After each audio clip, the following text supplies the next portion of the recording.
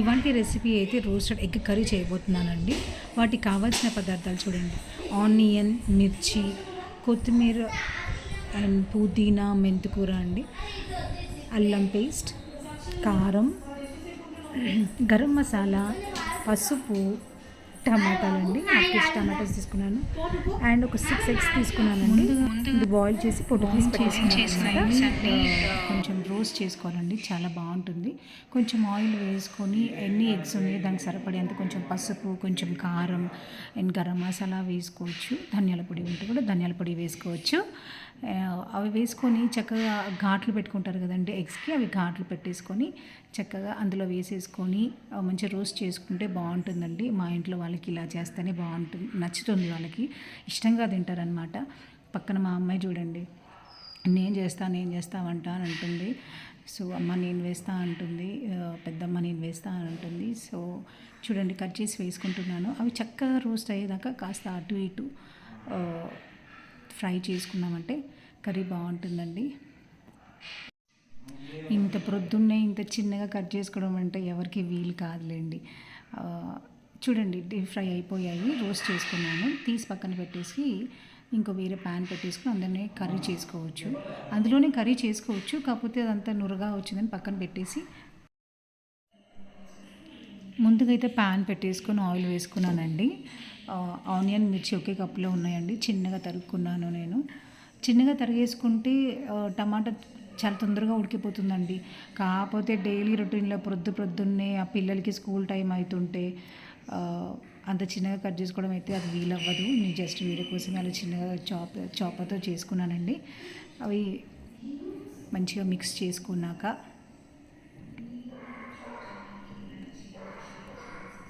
అల్లం పేస్ట్, పసుపు, చాలా చిన్నగా అంటే తొందరగా కూడా ఉడికిపోతుంది. చూడండి, మాదేంటంటే ఏ కూరలో అయినా సరే అండి, మెంతికూర, పుదీనా అనేది కంపల్సరీ అండి. అది మాత్రం ఖచ్చితంగా వేసుకుంటాం. వీళ్ళేంటి ఆకుకూరలు అన్నింటిలో వేస్తారు అనుకోకండి, ఇది మాత్రం ఖచ్చితంగా వేసుకుంటాం. మెంతికూర అండ్ పుదీనా అది వేస్తున్నాను చూడండి.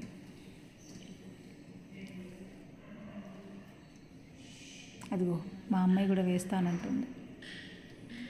స్కూల్ డుమ్మా కొట్టి నా దగ్గర వంట చేస్తా, నాకు ఏదైనా పని చెప్పు పెద్దమ్మ, నాకు ఏదైనా పని చెప్పు అని నాతో ఓపికగా మాట్లాడిస్తుంది అక్కడ.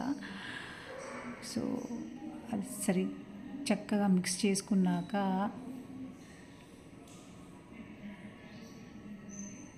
మా చెల్లి వీడియో వర్షం పడుతుంటే వెదర్ ఎలా తీస్తుందో చూడండి.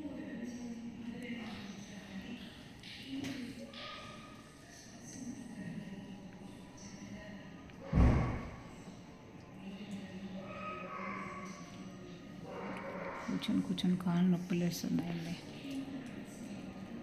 అల్లం పేస్ట్, పసుపు అవి మంచిగా కలుపుకున్నాక టమాటా వేసి ఇంత ఉప్పు వేసుకున్న సాల్ట్ అండ్ కారం వేసుకున్నాక చాలా తొందరగా అయిపోతుందండి. కాకపోతే ఇది రోస్టెడ్ ఎగ్ కర్రీ అనుకోండి, బాగుంటుంది. అది మా అమ్మాయి చూపిస్తుంది చూసారా.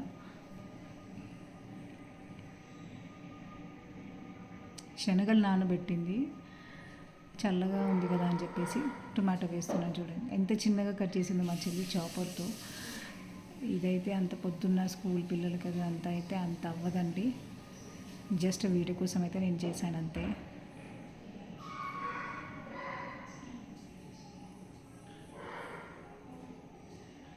శనగలు ఉడకబెట్టింది మా చెల్లి.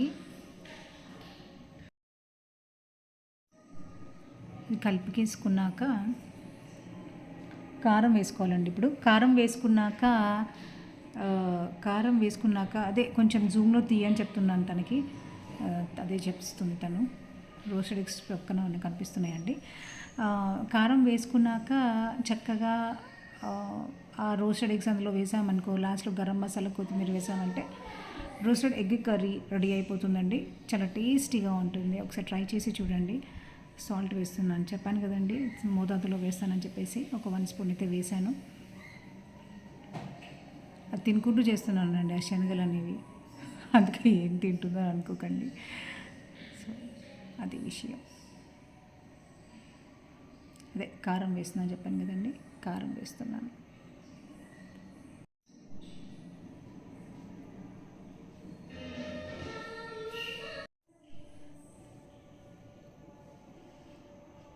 చక్కగా కలిపేసుకొని ఆ రోస్టెడ్ ఎగ్స్ అందులో వేసామంటే తొందరగా అయిపోతుందండి. అది చూడండి ఎంత నిదానంగా ఎంత ముద్దుగా కూర్చుందో. కారం అండి అంతే, మీకు ఎంత కావాలో అంత వేసుకోండి. ఇది మాత్రం స్పైసీగా ఏం చేయట్లేదు, ఎందుకంటే ఈ కర్రీ అందరు తినాలి కాబట్టి. నేను ఎక్కువగానే స్పైసీగా తింటాను, కానీ మా చెల్లి చిన్నపిల్లలు తినరు కదండి. సో వాళ్ళకి తగ్గట్టుగానే కొంచెమే వేసుకున్నాను. వేసుకున్నాక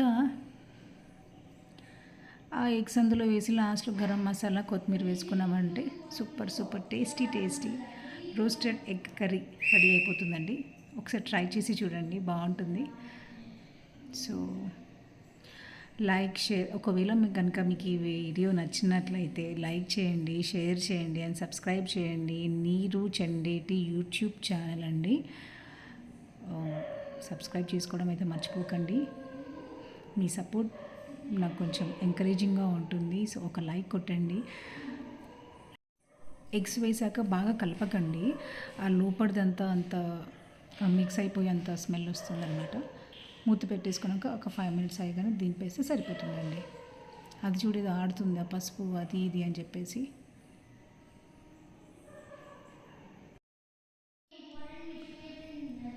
పసుపు ఇంకా నేను వేస్తాను, నేను కర్రీ అంతా అయిపోయాక నేను వేస్తాను అంటుంది. చూడండి అన్నీ తీసేసాను, అయిపోయింది. సో ఇదండి ఇవాళ వీడియో అయితే. చూసారా కొత్తిమీర, లాస్ట్లో కొత్తిమీర, అది కూడా చూడండి అది ఎలా వేస్తుందో.